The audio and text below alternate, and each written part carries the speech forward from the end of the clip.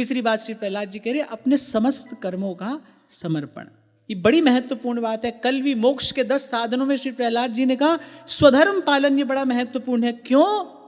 क्योंकि आप और मैं किस बंधन से बंधकर इस संसार में पड़े हैं? कर्म बंधन से बंधकर। और अगर कुछ करने की स्वतंत्रता ईश्वर ने आपको हमको दी है तो वो स्वतंत्रता भी क्या है? कर्मण्यवाधिकारस्ते। कर्म प्रधान विश्व करी राखा, जो जस करहि सो तस फल चाखा। कर्म प्रधान विश्व करी राखा।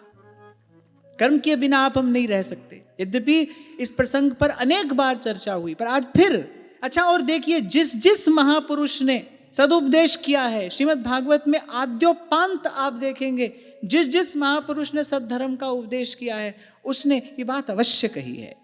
क्योंकि भाई कर्म किए बिना तो अपन नहीं रह सकते, वो तो हमारी विवशता है, उसी बंधन में बंधे हम हैं। कर्म प्रधान ये विश्व है, तो फिर ऐसा भी ना करें, कुछ ऐसा भी ना हो कि हम अकर्मण्य हो जाएं, निकम्मे हो जाएं, और ऐसा भी ना हो जाए कि करते ही चले जाएं, कर्म का बंधन और गाढ़ा होता चला जाए।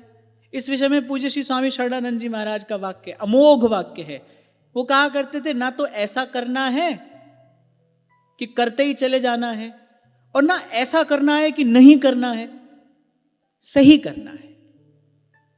ना करते ही चले जाना है और ना नहीं ही करना है, सही करना है। और सही करना क्या है?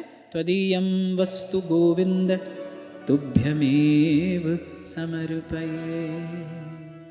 मेरा मुझ में कुछ नहीं, जो कुछ है सो तोर, तेरा तुझको सौंपते क्या लागत है मोर। दृढ़ता पूर्वक इस बात का अभ्यास हो।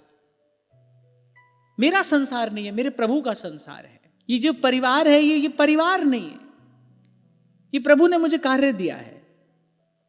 जब भगवत बुद्धि होती है, आप देखना, आप उस कार्य को और सुंदरता से करोगे, और सुचिता से करोगे, पवित्रता से करोगे। एक आध्यात्मिक व्यक्ति का, जिसका लक्ष्य भगवान है, उसका व्यवहारिक कर्म भी बड़ा सुंदर होता है, बड़ा सुव्यवस्थित होता है, बड़ा अनुशासित होता है, पवित्र होता है। क्यों? क्योंकि उसके मूल में निष्कामता है, उसके मूल में भगवान है। अरे भगवान का स्पर्श होने से जल चरणामृत हो जाता है कि नहीं? भगवान का शब्द स्पर्श होने से कथा कथामृत हो जाती है। भगवान के स्पर्श से अमृतत्व का संचार होता है। कहने का मेरा तात्पर्य यह है, भगवान को भोग लगा तो वस्तु उच्छिष्टामृत हो गई, जल का स्पर्श हुआ तो वो चरणामृत हो गया। एक बात कथामृत हो जाती है भगवान का स्पर्श यदि है उसमें। अर्थात भगवान का स्पर्श, भगवत संस्पर्श जो है वो अमृतत्व का संचार करने वाला है। ऐसे ही जब कर्म में भगवान का स्पर्श होता है तो वो पूजा हो जाता है, उसमें पवित्रता का संचार होता है।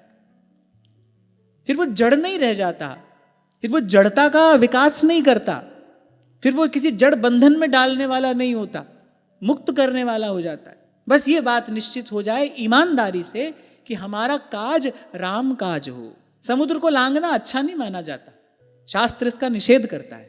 समुद्र लंघन नहीं करना चाहिए। हनुमान जी ने किया ना।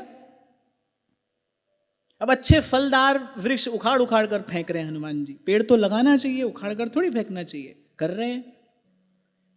और पवन पुत्र की कीर्ति कौमुदी का नर्तन चारों दिशाओं में हो रहा है, आज तक अद्यावधि हो रहा है, होता रहेगा। क्यों? क्योंकि अपना काम नहीं कर रहे हैं ना, ये रघुनाथ जी का कार्य है, राम काज करने गए हैं। भगवान का स्पर्श होते ही वस्तु का गुण दोष समाप्त हो जाता है, वस्तु तद्रूप हो जाती है। कर्म भी ऐसा है, भगवान का स्पर्श ना हो तो कर्म या तो शुभ होगा या अशुभ होगा। तीसरी प्रकार का कोई कर्म तो आप हम कर ही नहीं सकते। अच्छा करेंगे बुरा करेंगे, पुण्य होगा कि पाप होगा, शुभ होगा कि अशुभ होगा। और दोनों ही जीव को बंधन में डालने वाले हैं। पाप भी बंधन में डालने वाला है और पुण्य तो और बड़े बंधन में डालने वाला है। पर भगवान का स्पर्श यदि हो जाए, भाव से यदि भगवत संस्पर्श हो गया कर्म में, फिर वो ना शुभ है ना अशुभ है, ना पुण्य है ना पाप है, तो राम काज है। राम काज प्रभु का कार्य है।